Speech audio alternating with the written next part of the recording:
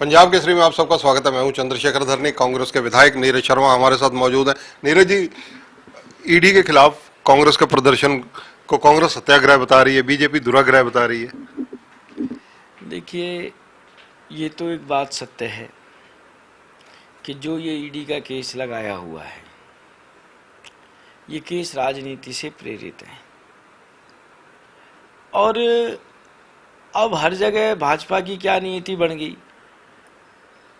बड़ी मुझे हंसी आई। अब आप नाम पूछोगे, मैं नाम नहीं बताऊंगा। मैंने भाजपा के केंद्रीय मंत्री का बयान देखा, एक सरकार के बड़े चहेते के खिलाफ एफआईआर दर्ज हुई। एफआईआर में नाम है, सब चीज है। अब भाजपा के केंद्रीय मंत्री कह रहे जी व्हाट इज एफआईआर। एफआईआर का मतलब है फर्स्ट इंफॉर्मेशन रिपोर्ट, प्राथमिक सूचना रिपोर्ट। और एफआईआर तो मेरे खिलाफ खिला दो। मतलब जांच चल रही है। भाजपा का आदमी है, भाजपा का कार्यकर्ता है, भाजपा के नेताओं से संबंध है डायरेक्ट। और भाजपा के केंद्रीय मंत्री एफआईआर पर ही प्रश्न उठा रहे हैं। क्यों? वो भाजपा के खिलाफ है। वही एफआईआर किसी कांग्रेसी के खिलाफ दर्ज हो जाए, वो रोड पे आ जाएंगे, कपड़े उतार देंगे, धरना प्रदर्शन करेंगे। अरे आज क्यों नहीं कर रहे पेट्रोल डीजल के ऊपर, रुपये के ऊपर? अब क्या हो गया, जमीर बिक गया सारा का सारा। इनकी कथनी और करनी में जमीन आसमान का फर्क है। मैं बार बार कहता हूं, मनस्य कम वचनस्य कम कर्मण्य कम महात्मा नाम। मनस्सन्याद वचनस्सन्याद कर्मण्यन्याद दुरात्मा नाम। जो महात्मा लोग होते हैं वो मन वचन और कर्म से एक होते हैं। जो दुष्ट प्रवृत्ति के लोग होते हैं वो मन वचन और कर्म से अलग अलग होते हैं। आज जो ये ईडी की बात कर रहे हैं, सबको पता है सोनिया जी कितनी बीमार है। मेरे ख्याल से सीनियर सिटीजन भी है और ईडी का एक कायदा भी है, उनको पूछताछ करनी है, वो उनके घर भी जा सकती थी। और अभी तक ईडी के पास ऐसा क्या पुख्ता सबूत मिला है? जो भी कंपनी है, जो भी रियायत दी गई है, नहीं दी गई है, मैंने पूरा केस नहीं पढ़ा। ईडी का मतलब होता है मनी लॉन्ड्रिंग, मनी का शोधन। उसमें पैसे की इन्वॉल्वमेंट कहाँ है? सरकार बताए तो सही, सरकार कहे तो सही कि साहब इसके अंदर ये काम गलत हुआ है। ठीक है, आज आपका राज है। हम तो एक ही बात जानते हैं, जासु राज प्रिय प्रजा दुखारी, सो नरक अवस नरक अधिकारी। ये नरक कमा रहे और इसके अलावा कुछ नहीं कमा रहे। नीरज जी, जीएसटी खाद्य सामग्री पर जिस तरह बढ़ा, दूध दही पर बढ़ा, देसी घी पर बढ़ा, उसको लेकर कांग्रेस की क्या स्थिति है? कांग्रेस अपने नेताओं के लिए तो प्रदर्शन कर रही है, आम लोगों के मुद्दों पर क्या स्थिति है? देखिए साहब, ऐसा नहीं कांग्रेस प्रदर्शन नहीं कर रही, कांग्रेस हमेशा प्रदर्शन कर रही है। आज आम जनता के दिमाग में ना एक चीज बिठा दी है, जैसे अंग्रेज हमारे देश पे राज करते थे, आज भाजपा ने वही राज का फार्मूला अपना रखा है, फूट डालो और राज करो। भाई को भाई से लड़वाने में इनका इंटरेस्ट है। अब जनता ही नहीं चाह रही कि पेट्रोल सस्ता हो। मैं मेरे शहर का छोटा सा वाकया बताता हूँ। पीछे लोग 40 दिन तक धरना प्रदर्शन दिया टोल पे, और मैं पूरे चुनाव में कहता रहा कि साहब देखो, भाजपा जीतेगी तो ये गदपुरी में नया टोल बन गया है और इसका उद्घाटन होगा, कांग्रेस जीतेगी तो टोल हटेगा। लोगों ने कांग्रेस को वोट ही नहीं दी। लोग कह रहे नहीं, हमारा तो मुद्दा कुछ और है, मुद्दा तो यह हिंदुत्व खतरे में, हिंदू खतरे में। अपोजिशन भी क्या करे, कितना समझाए? क्यों? इन्होंने लोगों के दिमाग पर एक ऐसी छवि बना दी, एक ऐसा लोगों को भ्रमित कर दिया है कि नहीं बीजेपी आएगी तो हिंदू सुरक्षित है, नहीं तो नहीं है। जबकि मैं समझता हूँ आज भाजपा के राज से ज़्यादा हिंदू असुरक्षित ना पहले कभी रहा, ना आगे भविष्य में होगा। ये सिर्फ फूट डाल के बांटने की कई राज करने की नीति जानते हैं, इसके अलावा इनके पास कोई दूसरी नीति नहीं है। कोई विकास की बात नहीं है, कोई डेवलपमेंट की बात नहीं है, कोई रुपए की बात नहीं है, कोई पेट्रोल की बात नहीं है, कोई डीजल की बात नहीं है। आज जो 14 में सपोर्ट करते थे इनकी, उनसे एक बार पूछो कैमरा लगा लगा के, जो कहते थे जी मोदी जी आएंगे डॉलर 30 रुपये हो जाएगा, ये लंबी लंबी दाढ़ी लटका के, जो कहते थे देश का रुपया गिरता है तो देश का सम्मान नीचे गिरता है, पेट्रोल डीजल के ऊपर बोलते थे, कहाँ गए वो लोग? ढूंढने से नहीं मिल रहे, लोग ढूंढ रहे हैं उनको कि भाई साहब आओ जरा दो वो बयान दोबारा। और बड़ी दुखद और विषम स्थिति है। और जहाँ तक मुझे लगता है कि आने वाले समय में ईवीएम का भी इनका खेल ज़्यादा देर तक नहीं चलेगा और देश की जनता इनको सबक सिखाएगी ही सिखाएगी। नीरज जी, जो डीएसपी की जघन्य हत्या की गई, वहाँ पर जिस प्रकार से खनन माफिया पर आरोप लग रहे हैं कि उनका हाथ है, उसको लेकर जुडिशियल इंक्वायरी हरियाणा के होम मिनिस्टर ने ट्वीट कर अनिल विज जी ने कहा है कि वो जुडिशियल इंक्वायरी होगी। देखिए साहब, जुडिशरी के ऊपर ना कुछ बोलने की कभी याद नहीं है, तो मैं नहीं बोलूँगा। पर मैं एक बात जरूर कहूँगा, ये अब खनन माफिया ना कहिए, ये सरकार स्वयं खनन माफिया है। वैसे तो सरकार के वजीर इतने लायक है, खुद रेड मारने जाते हैं और रेड मारते मारते इनको ये भी नहीं पता मेरा एरिया कौन सा है, यूपी कौन सा है। हरियाणा की जगह यूपी में घुस जाते हैं। आज वहां खनन हो कैसे रहा था? हम 10 बार मंत्रियों से मिले, मुख्यमंत्रियों से मिले, अफसरों से मिले। मैंने सबको एक बात कह रखी है, मैंने कहा साहब आपकी जो कानून की किताब है, हरियाणा में आज पत्थर सब जगह बंद है, सबको पता है। आप अपने 2-4 पॉइंट नाके बना लो, पूरी कानून की किताब वहां अपनी खोल दो कि जी आपने बॉडी चेंज कर रखी है, बॉडी बढ़ा रखी है, ओवरलोडिंग है, वेट मशीन लगानी है, स्पीड गवर्नर लगाना है। वहां पर एक टोकन दे दो कि वो गाड़ी जो भी हरियाणा में घुसेगी उस पॉइंट को क्लियर करके घुसेगी। परंतु नहीं, क्योंकि फिर उसमें नंबर 2 की कमाई बंद हो जाएगी। आप खनन माफिया ना कहिए, मेरी बड़ी आत्मा खोल रही है। मैं सुरेंद्र जी और उनके परिवार के साथ हूं। और आज इतने दिन हो गए, मतलब इतनी हिम्मत हो गई, ये बिना सरकार की सह के नहीं हो सकता। खाली खनन माफिया नहीं, जिस दिन ये सरकार ओटीएस पॉलिसी लेके आई थी, मैंने विधानसभा में बहस की थी कि कितना करोड़ों अरबों रुपया बाकी है हरियाणा का, डेवलपमेंट के लिए पैसा नहीं है हमारे पास। तुम हर घर में शराब की दुकान खोल रहे हो डेवलपमेंट के नाम पे, ये खनन माफियों का ओटीएस नजर नहीं आ रहा? आज सरकार के पास कोई खनन माफिया आया कि साहब हमारे पैसे माफ कर दो? किसी खान वाले ने कहा कि हमारा पैसा चुका दो? विधानसभा में पूरी विस्तृत बहस की थी। मैंने कहा था 100 के किए 60, आधे लिए बाट, बचे 30, 10 दूंगा, 10 देता हूं और 10 का लेना देना क्या हूं? तकादे से भी चलेगी सरकार। ये खनन माफिया नहीं है, सरकार खुद खनन का काम कर रही है। डाडम के अंदर जो हुआ वो आपके आगे, क्या निकला जी डाडम के अंदर? अभी तक सारी सरकार सोई पड़ी थी, सरकार को कोई चैन नहीं था। ये भाई साहब हमें पता है कितना ये सरकार इस समय जनता पे जुल्म कर रही है, चेकिंगों के नाम पे या हर चीज के नाम पे। कोई खनन माफिया नहीं है, सरकार स्वयं अवैध खनन करा रही है। ये मैं ऑन रिकॉर्ड कह रहा हूँ। हरियाणा के जो परिवहन मंत्री हैं, खनन विभाग भी उनके पास है, मूलचंद शर्मा जी, वो तो इस बात का भी खंडन करते हैं। वो कहते हैं पत्थर चोर हैं वो, खनन माफिया तो है ही नहीं वहाँ पे, खनन तो एनजीटी ने बंद किया हुआ। नहीं, जब आपको पता है पत्थर चोर है, आप गए क्यों नहीं वहाँ पे? कार्रवाई क्यों नहीं किया आपने अभी तक? क्यों वो ट्रक चल रहे थे वहाँ पे? किसकी परमिशन से चल रहे थे? किसने रोका हुआ था आपको उन ट्रकों को रोकने से? सारी पावर है आपके पास, सारी पावर है। सिर्फ फरीदाबाद के ट्रक नजर आते हैं। किसने रोका था वहां जाने के लिए आपको? कांग्रेस ने रोका था। आप इधर यूपी तक जा रहे हैं चेकिंग करने, अपना हरियाणा संभल नहीं रहा, दूसरे के प्रदेश में घुस रहे।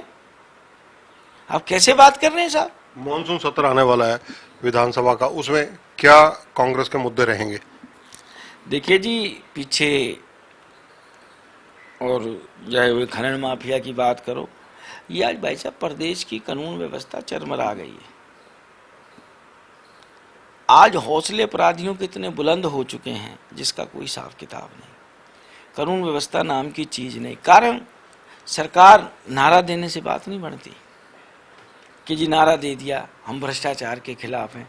आप भाई साहब कार्रवाई क्या कर रहे हैं?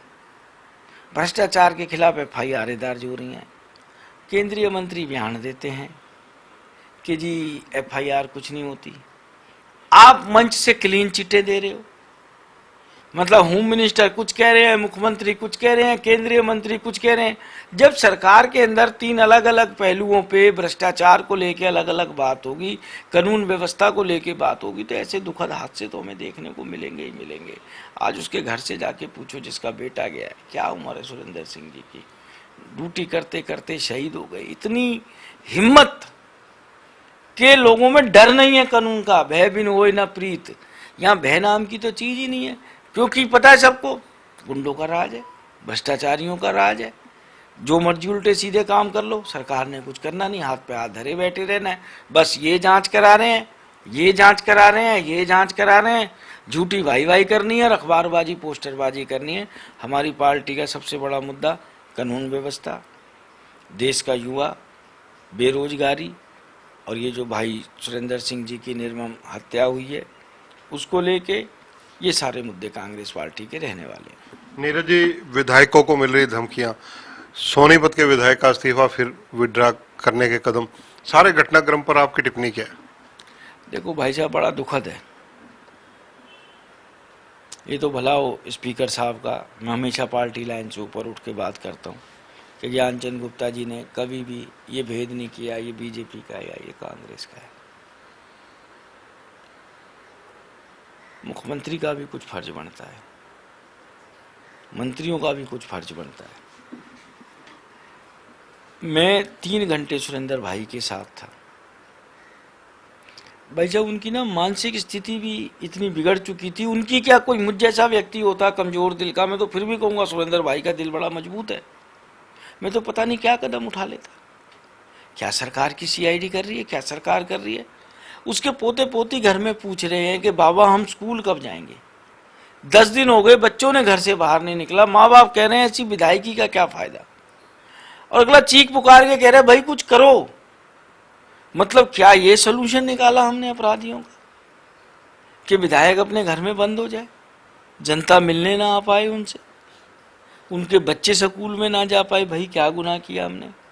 कारण वही कि सरकार का काम लीपा पोती करना, सरकार सख्त संदेशें नहीं दे पा रही। मैं बार बार एक बात कहता हूं, घटना होने से कोई नहीं रोक सकता। नगर निगम में घोटाला हुआ, घोटाले को कोई नहीं रोक सकता। सरकार क्या है ये पता लगता है घटना होने के बाद आपने क्या एक्शन लिया। वो एक्शन के नाम पे आप 0/1 सन्नाटा हो। 3 घंटे आप बता रहे हैं कि आप सुरेंद्र पवार जी के साथ थे, उनकी मानसिक पीड़ा आपने देखी होगी, क्या उनके अल्फाज से क्या बातचीत नजर आई थी? मैं हकीकत बात बताऊं जी, वो इस्तीफा वापस करने को भी तैयार नहीं थे। वो बार बार एक ही बात कहते, भाई साहब मैं ऐसी विधायकी का क्या करूं, मेरे पोते पूछते हैं मुझसे, मेरे माँ बाप पूछते हैं। फिर हमने ही समझाया, सब साथियों ने, हमारे हुड्डा साहब ने समझाया। कहने लगे भाई बावड़े नहीं बनते, जनता ने बनाया है, जो फैसला करना है जनता से पूछ के करना चाहिए।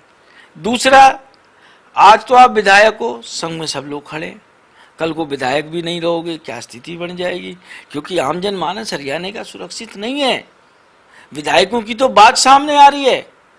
आप स्थिति पूछो आम जनमानस से, जिस दिन उसको विश्वास हो जाएगा ना कि नहीं मैं हरियाणा में सुरक्षित हूं, मैं रंगदारी वालों के खिलाफ सरकार कार्रवाई कर रही है, इतने केस आएंगे सरकार के पास आप और हम सोच नहीं सकते। आज गुड़गांव में फरीदाबाद के व्यापारियों का सर्वे तो करो, कितनी उनसे रंगदारी वसूली जा रही है, कितनी चौथ वसूली जा रही है।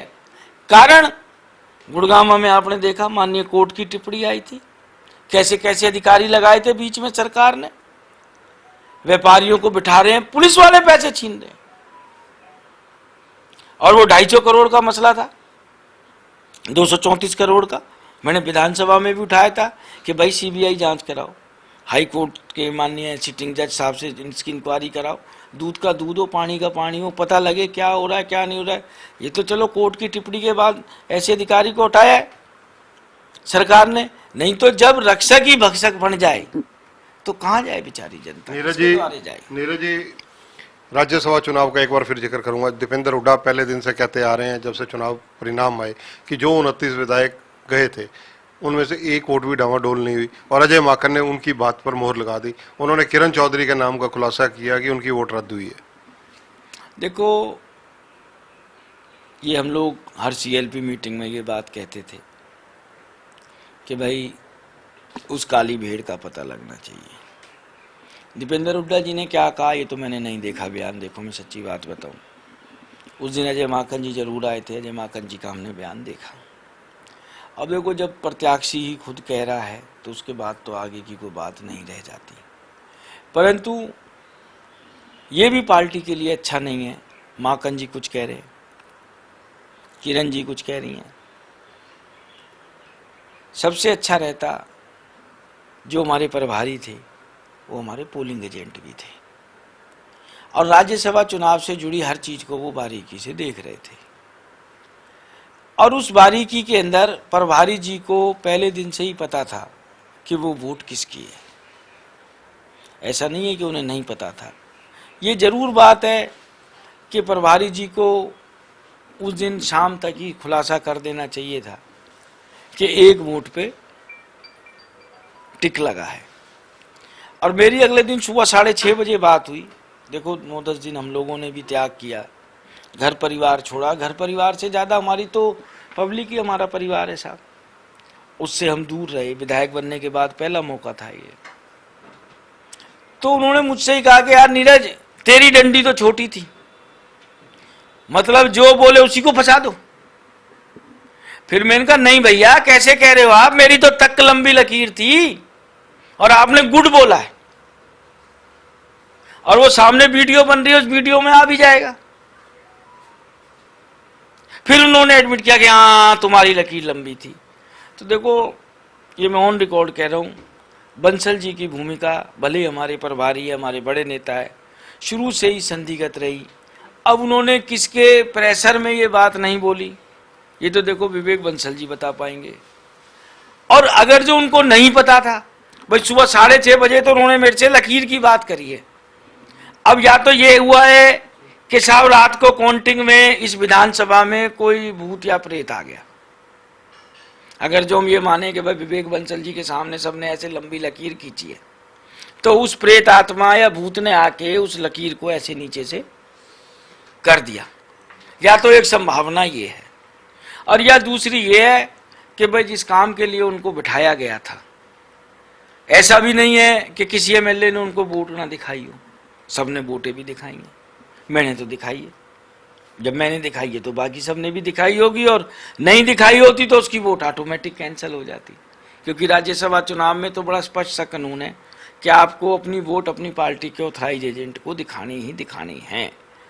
तो इस नाते चाहे बंसल जी की आप लापरवाही कहें, चाहे बंसल जी द्वारा जानबूझ के किया हुआ कार्य कहें, या तीसरी एक संभावना मैंने भूत प्रेत वाली भी बताई है।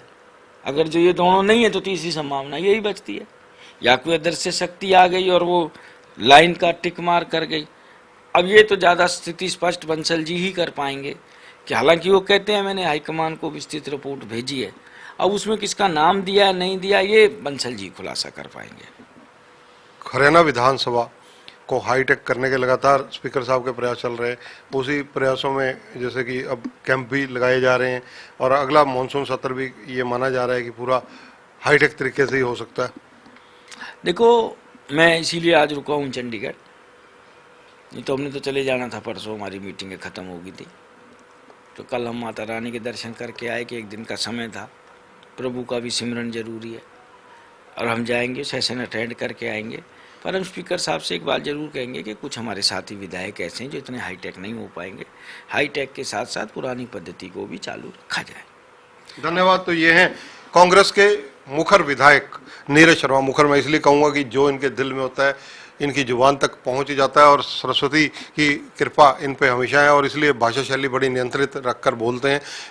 कांग्रेस के प्रदेशाध्यक्ष विवेक बंसल जो प्रभारी हैं, उनकी कार्यप्रणाली को लेकर जिस प्रकार से इन्होंने इशारों में बात की, निसंदेह कांग्रेस आला कमान को भी इस पर ध्यान देना चाहिए, और अन्य मुद्दों पर भी इन्होंने हमारे से खुलकर चर्चा की। कैमरामैन संजय सिंह के साथ चंद्रशेखर धरनी, पंजाब केसरी। हमसे जुड़े रहने के लिए हमारे YouTube चैनल को सब्सक्राइब करें और नई वीडियो की नोटिफिकेशन के लिए बेल आइकॉन को दबाएं। अगर आप ये वीडियो Facebook पर देख रहे हैं तो लाइक जरूर करें और ज्यादा से ज्यादा शेयर करें। धन्यवाद।